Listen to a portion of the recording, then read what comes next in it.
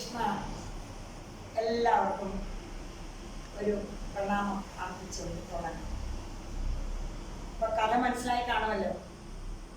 ഇവിടെ ഇരിപ്പുണ്ടല്ലോ, കഥാനായകൻ ഇവിടെ ഇരിപ്പുണ്ടല്ലോ. അമ്മ യൂട്യൂബിലേക്ക് വന്നത് തന്നെ ഭഗവാന്റെ കഥ പറയാൻ വേണ്ടിയിട്ടാണ്. പക്ഷേ എങ്കിൽ നമുക്ക് ഒത്തിരി വിഷയങ്ങൾ അതിനിടയ്ക്ക് സംഭവിച്ചു പോയതുകൊണ്ടാണ് നമുക്ക് കൃത്യമായിട്ടത് തുടരാൻ പറ്റാത്തത്. പക്ഷേ ഇപ്പോൾ വീണ്ടും ഭഗവാന്റെ അനുഗ്രഹം ഉണ്ടായിട്ടുണ്ട്. ഭഗവാന്റെ അനുഗ്രഹത്താൽ 2 എപ്പിസോഡ് നല്ല ഭംഗിയായിട്ട് എടുത്ത് ഷൂട്ട് ചെയ്ത് വെച്ചിട്ടുണ്ട്. ഇനി ഇടും. പക്ഷെ ഇപ്പോഴും ഞാനിത് നിങ്ങളുടെ മുമ്പിലേക്ക് കൊണ്ടുവരുന്നതെന്ന് പറഞ്ഞാൽ, നമ്മൾ ഈ മഹാഭാഗവത്തിൽ ദശമ സ്കന്ധത്തിൽ ഭഗവാന്റെ ലീലകളാണ്. ഭഗവാൻ എന്തിനാണ് ലീല ആടിയെന്ന് ചോദിച്ചാൽ, എൻ്റെ ലീലാവിലാസങ്ങളിലൂടെ നിങ്ങളുടെ മനുഷ്യ മനസ്സ്, മോഹ മനസ്സ് കടന്നു പോകുന്ന സമയത്ത് നിങ്ങൾക്ക് നല്ല മനോബലം ഉണ്ടായി, സന്തോഷം ഉണ്ടാകാൻ അതിനെ ഞാൻ പലവിധ ലീലകൾ അടിയെന്നാണ് ഭഗവാൻ പറയുന്നത്. ഇതിലിപ്പോഴേ ഞാൻ കൂടുതൽ ശ്രദ്ധിച്ചിരിക്കുന്നത് നമ്മുടെ ആ ഒരു ഡിപ്രസ്ഡ് മൈൻഡ്, ഡിപ്രഷനാണ് എല്ലാവർക്കും. ഇപ്പം ഈ നമുക്കാണ് ഈ ആഷാഢമാസം കൊണ്ട് വരുമ്പോഴത്തേക്കും, മഴക്കാലം വരുമ്പോഴത്തേക്കും ഒക്കെ ഡിപ്രഷൻ കൂടുകയാണ് ചെയ്യുന്നത്. അപ്പം അതൊന്ന് മാറണമെങ്കിൽ ഏറ്റവും വലിയ തെറാപ്പി എന്ന് പറയുന്നത്, സൈക്കോ തെറാപ്പി എന്ന് പറയുന്നത് ഭഗവാന്റെ കഥകളാണ്, ഭാഗവത കഥകളാണ്. അതിൽ ദശമ കഥകളാണ് ഏറ്റവും പ്രധാനം. ഭഗവാന്റെ ലീലകൾ, ശ്രീകൃഷ്ണ ഭഗവാന്റെ ലീലകൾ. അത് ഞാനിപ്പോഴേ പലരും എന്നോട് ആവശ്യപ്പെടുന്നുണ്ട്. വിപുലമായ രീതിയിൽ പിന്നീട് ഞാൻ പറയാം. പക്ഷെ ഇപ്പോഴേ സാക്ഷാൽ ബ്രഹ്മാവിനുണ്ടായ മോഹാലസ്യം, ഭഗവാൻ മാനുഷ്യവേഷം ധരിച്ച് അമ്പാടിയിൽ ജീവിച്ചു കൊണ്ടിരിക്കുന്ന കാലഘട്ടം എല്ലാവർക്കും അറിയാം. അമ്പാടി കണ്ണാന്നാണ് വിളിക്കുന്നത്.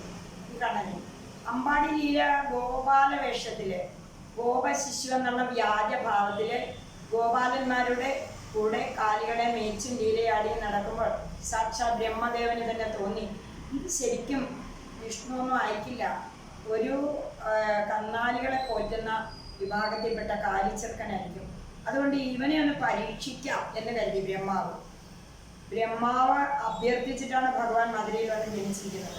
അതെല്ലാം മറന്നു പോകുന്നു. ഇപ്പം നമ്മൾ മറന്നു പോകും. മറവി ചിലർ പറയും ഒരു അനുഗ്രഹമാണെന്ന്. ചില മറവികളൊന്നും അനുഗ്രഹമല്ല, അതൊക്കെ നമുക്ക് ദോഷം ചെയ്യുന്ന മറവികളാണ്. ഇവിടെ ബ്രഹ്മദേവൻ മറന്നുപോയി തൻ്റെ ഉടയവനായിരിക്കുന്ന ഈ ഗോപാലകൃഷ്ണനെ ആണെന്ന് അമ്പാടിയിൽ ലീലയാടുന്നെന്നുള്ള മറന്നുപോയി. അദ്ദേഹം ഭഗവാന്റെ പശുക്കളെ മുഴുവൻ അപകരിച്ചു. മേഞ്ഞോട് നിന്ന പിള്ളേരെ കുറച്ച് പശുക്കളെ കണ്ണിൻ്റെ വെട്ടത്തുനിന്ന്, ഭഗവാന്റെ കണ്ണിൻ്റെ വെട്ടത്തുനിന്ന് മാറ്റിക്കളഞ്ഞു, മായമുണ്ട്, അപഹരിച്ചു കൊണ്ടുപോയി. അത് ഊണ് കഴിക്കാനിരുന്ന പിള്ളേരാണ്. ഊണ് കഴിക്കാനിരുന്ന സമയത്ത് ഭഗവാനെ ശ്രദ്ധിക്കാൻ പറ്റിയില്ല. കുറച്ച് പൈക്കൾ അങ്ങോട്ട് കാടിൻ്റെ തീരത്തേക്ക് മാറിപ്പോയി. ശ്രദ്ധിച്ച് കാണുമായിരിക്കും. അവനെ അപഹരിച്ചു. പക്ഷെ ഭഗവാൻ തത്തുല്യമായി, ഭഗവാൻ ദൈവമാണെന്ന് തെളിയിച്ച ഒരു സംഭവം ശ്രീമദ് ഭാഗവത്തിൽ ഇതാണ്. അതേമാതിരിയുള്ള പശുക്കളെയും അതേമാതിരിയുള്ള ശിശുക്കളെയും ഭഗവാൻ സൃഷ്ടിക്കുകയാണ്. സിദ്ധിയൊന്നുമല്ല, തനിക്ക് തുല്യ എത്ര എണ്ണം അതേ രൂപവും ഭാവവും, പൊങ്ങിയതും വലുതും ചെറുതും വെളുത്തവും കറുത്തവും അത്രയും കുട്ടികളെ, അത്രയും പശുക്കളെ, ആ പശുക്കളുടെ പശുക്കിടാങ്ങളെ പോലെ തെറ്റിയിട്ടില്ല. പിന്നെ ഗോപാലന്മാരെ അവരുടെ മാതാപിതാക്കൾക്ക് സംശയം പോലും ഇല്ലാത്ത, കാരണം താൻ തന്നെയാണ് മാറുന്നവർ, ഇത്രയായിട്ട് താൻ തന്നെയാണ് ആയി തീർന്നേക്കുന്നത്. അപ്പോൾ അതൊരു വലിയ വിഷയമാണ്. ഈ കാണുന്നത് മുഴുവനും ഭഗവാനാണ്. ഭഗവാനല്ലാതെ ഒന്നുമില്ല, ഭഗവാനല്ലാതെ ഒന്നും ഇല്ലാന്ന് നമ്മൾക്ക് നല്ല നിശ്ചയദാർഢ്യം വന്നെങ്കിൽ മാത്രമേ നമ്മൾക്ക് ജീവിക്കാൻ പറ്റുള്ളൂ. ഞാൻ ആ ഭഗവാനെ, ബ്രഹ്മാവ് അവസാനം പ്രത്യക്ഷപ്പെടുകയാണ്. പശുക്കളെയും കിടാങ്ങളെയും എല്ലാം തിരിച്ചു കൊടുത്തിട്ട് ബ്രഹ്മാവ് പ്രത്യക്ഷപ്പെട്ടിട്ട് ബ്രഹ്മാവ് സ്തുതിക്കുന്ന ഒരു ഭാഗം, ഞാൻ കുറച്ച് ഭാഗം, വളരെയധികം ഉണ്ട്. എങ്കിലും നമ്മുടെ ഉള്ളിലെ ആ ഈഗോ തീരാൻ വേണ്ടിയിട്ടാണ്. ഈഗോ പോകണം. നമ്മൾ ആരുമല്ല, നമ്മളൊന്നുമല്ല. ഈ ഗോപാലകൃഷ്ണന്റെ അവതാരം കൊണ്ട് ഭൂമിയിൽ ജീവിക്കുന്നവരാണ്. അപ്പം ഞാൻ നിങ്ങൾക്ക് വേണ്ടിയിട്ട് ഈ സായനത്തിൽ ഈ ബ്രഹ്മസ്തുതി കുറച്ചൊന്ന് വായിക്കാം. എപ്പോഴും നമുക്ക് കേൾക്കണമല്ലോ, ഒരു ശ്രുതി സമഗ്രമായിട്ട് എഴുത്തച്ഛൻ തിരുവടികൾ എഴുതിയ മലയാള ഭാഗവതമാണ് ഞാൻ വായിക്കാൻ പോകുന്നത്. ഇത് അത്യാവശ്യമുള്ള ഒരു കാലഘട്ടമായി തീർന്നിരിക്കുകയാണ്. രാമായണവും ഭാഗവതവും ഒക്കെ നമ്മുടെ ചെവികളിലേക്ക് വന്നില്ലെങ്കിൽ വളരെ മോശമായ ചില അനുഭവങ്ങൾ നമുക്ക് ഈ സമാജത്തിൽ ഉണ്ടായിക്കൊണ്ടിരിക്കുകയാണ്. അതുകൊണ്ട് തന്നെയാണ് ഞാൻ ബ്രഹ്മസ്തുതി വായിക്കട്ടെ. എല്ലാവരും ഒന്ന് ശ്രദ്ധിച്ച് കേൾക്കുക. ഓം നമോ ഭഗവതേ വാസുദേവായ.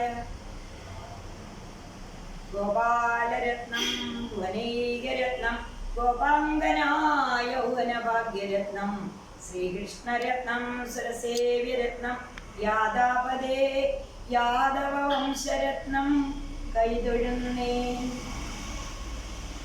നമസ്തേ നാരായണ നമസ്തേ നരകാരേ നമസ്തേ ദാമോദര നമസ്തേ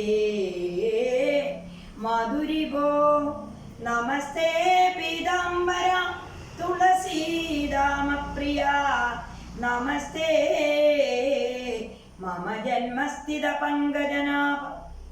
നിന്തിരുവടിയുടെ മായാവൈഭവങ്ങൾ ഞാൻ എന്തറിവതു മുടയോനിയായിങ്ങാനും ബന്ധുവത്സല കിടന്നുഴലുന്നിതോ തവ സന്തതി എന്നോർത്ത് അനുഗ്രഹിക്കതയാനിതേ. നിന്നുടെ പരമാർത്ഥമറിവാൻ ഭവൽ കൃപയൊന്നുകൊണ്ട് ഒരു ഭൂതരാൽ ആവുന്നല്ലേ. നിർമ്മലാകൃതേ വിരാട് പുരുഷൻ ആകും പരാ ബ്രഹ്മജിന്മയാ സത്യരമ്യാനന്ദോദയ കന്മഷകര ശരണീയ പാദാംബോരുക ജന്മനക്കാമ്പിൽ ഉദിപ്പാൻ ഒരു മിഴിമുന സമാനമാർഗം അരുളിടുകിൽ അതിന്മീതെ നന്മയെന്തെനിക്കു മറ്റുള്ള അതു ജഗൽപദേ. നിമ്പാദാംബോരുകത്തിങ്കിൽ ഭക്തി കൂടാതെ മറ്റങ്ങൻപെഴും വിദ്യാഭ്യാസമുണ്ടായ എന്തു ഫലം? ഭക്തിയോ ബലാൽ ഉണ്ടായി വരികയില്ല. തവ ഭക്തന്മാരുടെ പാദസേവകന്മാരായുള്ള സജ്ജനങ്ങളെ സേവിച്ച് അന്തികേ നിൽക്കുന്നേരം അർജുനാത്മനാമേവും സത്തുക്കൾ പാഠം ചെയ്യും മുക്തിദാനായ ഭവാൻ ചരിത്രങ്ങൾ സംയുക്തമാ കഥാശ്രവണത്തിന് യുഗം വരും. ഭക്തിയുണ്ടായാൽ പിന്നെ മുക്തിയോ വരുമല്ലോ.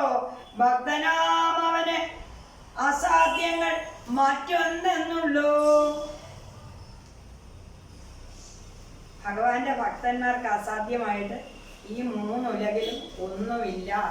ആദ്യമേ തരികയോ എന്നാലത് സാധ്യമല്ല, എന്നാലത് സാധ്യമല്ല, എനിക്ക് പറ്റുന്നതല്ല എന്ന് ചിന്തിക്കുന്ന മനസ്സിലാക്കാനായി വരിക. ഭക്തി ഉണ്ടായാൽ അസാധ്യമായിട്ടൊന്നുമില്ല, കേവലം ഭക്തി മതി. ശ്രീകൃഷ്ണ ഭഗവാനാണ് ഈ പ്രപഞ്ചം മുഴുവൻ നിറഞ്ഞു നിൽക്കുന്ന പരമാത്മാവെന്നുള്ള ആ ഉറപ്പ് നമ്മുടെ ആ മനസ്സിലേക്ക് വന്നാൽ ഹൃദയസ്ഥിതനാണ്. നമ്മൾ വിഗ്രഹങ്ങളിലല്ല തേടേണ്ടത്, നമ്മുടെ ഉള്ളിലിരിക്കുകയാണ്. എള്ളിലുള്ള എണ്ണ കണക്കെ ഉള്ളിലുണ്ട് ഈശ്വരൻ എന്ന് അറിയുക. അപ്പം ഭഗവാന്റെ നാഭിപങ്കജത്തിലിരിക്കുന്ന ബ്രഹ്മാവാണ് നമ്മൾ ഇതുവരെ ചെയ്യുന്നത്.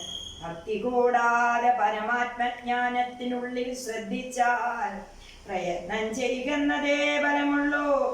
മുക്തിയാം സിദ്ധാന്തമുണ്ടാകയില്ലല്ലോ. പതിർകുത്തിയാൽ അരിയുണ്ടോ നിൽക്കയെന്നതുപോലെ. ഇത് നേരത്തെ ഒന്ന് പറഞ്ഞിട്ടുണ്ട് ഭഗവാനാണ് പറഞ്ഞത്. ഇതിപ്പോ ബ്രഹ്മാവ് പറയുകയാണ് ഭക്തിയെ കുറിച്ച്. ഈ ഭാഗവതം മുഴുവനും ഭക്തിയെ കുറിച്ച് തന്നെയാണ്. ഭക്തി എന്ന് പറഞ്ഞാൽ നമ്മൾ കുറിയിടുവോ 3 നേരം ക്ഷേത്രത്തിൽ പോകുകയല്ല. സർവചരാചരങ്ങളിൽ ഇരിക്കുന്നത് ആ പരമാത്മ ചൈതന്യമാണെന്ന ബോധ്യത്തില് സർവചരാചരങ്ങളെ സ്നേഹിക്കുക എന്നുള്ളതാണ്. ഇതിനു മുമ്പ് ആ ദേവകി വസുദേവന്മാർക്ക് തനയനായിട്ട് ചിങ്ങമാസത്തിൽ ആ കാരാഗ്രഹത്തിൽ ജനിച്ച് ഉടൻ തന്നെ ഒരു നിർദ്ദേശം കൊടുക്കുകയാണ്. ഭഗവാൻ പറഞ്ഞു, എന്നെ ഇവിടുന്ന് കടത്തണം നിങ്ങളെന്ന്. അപ്പോഴും ഇതേപാനി പറഞ്ഞിട്ടുണ്ട്, ഭയപ്പെടണ്ട. കാരാഗ്രഹത്തിന്റെ വാതിലുകളിൽ നിന്ന് കാരാഗ്രഹത്തിൽ നിന്ന് എങ്ങനെ കൊണ്ടുപോകും കുഞ്ഞെ എന്ന് പ്രാർത്ഥിക്കുകയാണ് സാക്ഷാ പിതാവായ വസുദേവര്. അപ്പോൾ പറഞ്ഞു, ഭക്തി കൊണ്ട് അഖില പ്രബന്ധങ്ങൾ കാത്തൊഴിക്കും ഭക്തവത്സലിനുടെ നിയോഗത്തെ വർദ്ധിച്ചിടുന്ന മർത്യന് മറ്റൊരു ചക്ര നിർബന്ധം ഭവിക്കുമോ ജഗത്രയെ എന്ന്. അതായത് കാലിലെ ചങ്ങല കഴിഞ്ഞു പോയി, കാരാഗ്രഹത്തിന്റെ വാതിൽ താനേ തുറന്നു. ഒന്ന് ആലോചിച്ച് നോക്ക്. ഭക്തി കൊണ്ട് അഖില പ്രബന്ധങ്ങൾ കാത്തടിക്കുന്ന ഭക്തവത്സലനുടെ നിയോഗത്തെ കൈക്കൊണ്ട് വർത്തിച്ചിടും മർത്യന് മറ്റൊരു ചക്ര നിർബന്ധം ഭവിക്കുമോ ജഗത്രയേ. ഭഗവാന്റെ നിർദ്ദേശാനുസരണമുള്ള ജീവിതം ജീവിക്കണം. നമ്മൾ ഭഗവാന്റെ ആജ്ഞ അനുഭവിക്കണം, ധർമ്മം അനുഷ്ഠിക്കണം. അപ്പോൾ നമുക്ക് പാശബന്ധങ്ങളൊന്നും ഉണ്ടാകത്തില്ല, കർമ്മബന്ധങ്ങൾ ഉണ്ടാകത്തില്ല. അതുകൊണ്ട് ഞാൻ നിങ്ങൾക്കായിട്ട് ഈ ബ്രഹ്മസ്തുതി സമർപ്പിക്കുന്നു. ഇനിയും നിങ്ങൾക്ക് ഞാൻ നല്ല സ്തുതികളുമായിട്ട് വരാം. കുചേല സദ്ഗതിക്ക് കുചേലൻ്റെ മുൻപിലേക്ക് എത്തുന്ന ആ ഭഗവാനെ ഞാൻ സ്തുതിച്ച് കേൾപ്പിക്കാം. നമ്മുടെ ധനധാന്യാദികൾ വർദ്ധിക്കാനും നമ്മുടെ ദാരിദ്ര്യ ദുഃഖങ്ങൾ നീങ്ങാനും അത് മാത്രം മതി. നമ്മൾ വേഷം കെട്ടുന്നതിലല്ല, ആ വാക്കുകളാണ്. ആചാര്യൻ്റെ വാക്കുകൾ, തുഞ്ചത്ത് രാമാനുജൻ എഴുത്തച്ഛൻ്റെ വാക്കുകളിലൂടെയാണ് നമ്മൾ മലയാള ഭാഗവത ഭാഗവതം അത് നമുക്ക് മനസ്സിലാവുന്നത്. അതുകൊണ്ട് എല്ലാവരും ഈ സ്തുതി ശ്രീമദ് ഭാഗവതം വാങ്ങിക്കുക.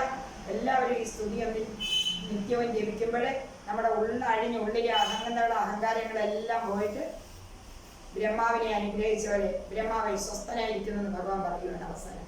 നീ സരസ്വതിയോട് കൂടി പോയി സ്വസ്ഥനായി ബ്രഹ്മലോകത്ത് വസിക്കാനാണ്. അതുപോലെ നമുക്ക് പ്രാർത്ഥിക്കാം.